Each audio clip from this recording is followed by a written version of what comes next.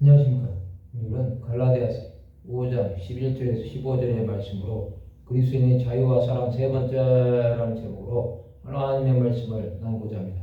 본 말씀은 형제들아 내가 지금까지 할례를 전한다면 어찌하여 지금까지 박해를 받으려 그리하였으면 십자가의 걸림돌이 제거되었으니 너희를 어지럽게 하던 자들은 스스로 베어버리기를 원하노라.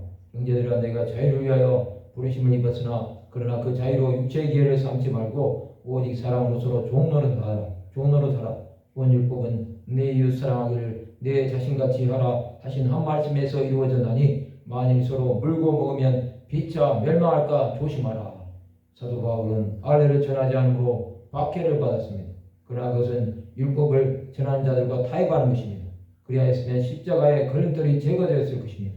그는 박해를 받더라도 바른 복음을 전한 것입니다. 바울은 거짓 교사들은 그리스도의 교회에서 끊어버리기를 원한 것입니다. 그것은 변질되는 것을 두려워한 것입니다. 자유를 위하여 부르심을 입은 자들은 그 자유로 육체의 기회를 삼지 말아야 합니다. 육체의 기회를 삼는다는 것은 자신의 뜻대로 행한다는 것입니다. 세상의 썩어질 것들을 위해 자신의 몸을 하나님이 기뻐하시는 거룩한 산제사로 드리지 않는 것입니다. 그리스도인들은 오직 사랑으로 서로 종노릇해야 합니다. 이런 자들은 서로 섬기는 것입니다. 그것은 섬김으로 그리스도께서 말씀하신 법을 성취하는 것입니다. 온 율법은 내 이웃 사랑하기를 내 자신같이 하라 한 말씀에서 이루어진 것입니다. 이웃을 사랑하는 자는 하나님을 사랑합니다. 이런 자들은 자신에게 주어진 복음 전파에도 생명을 다해서 전하는 것입니다.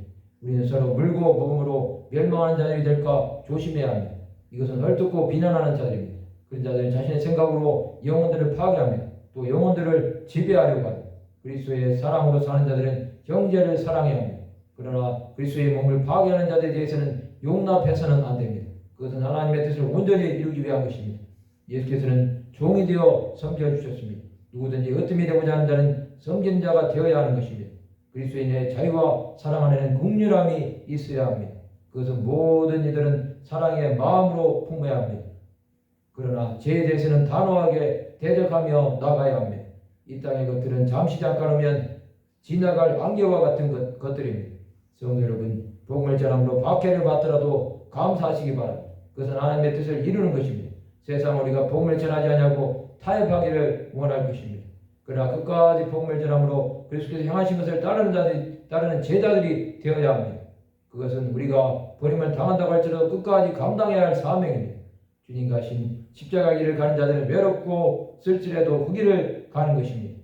말씀을 마치고자 합니다. 박해가 다가와도 끝까지 포기하지 않고 생명의 복음을 전하는 하나님의 백성들이 되시기를 주님의 이름으로 축원합니다.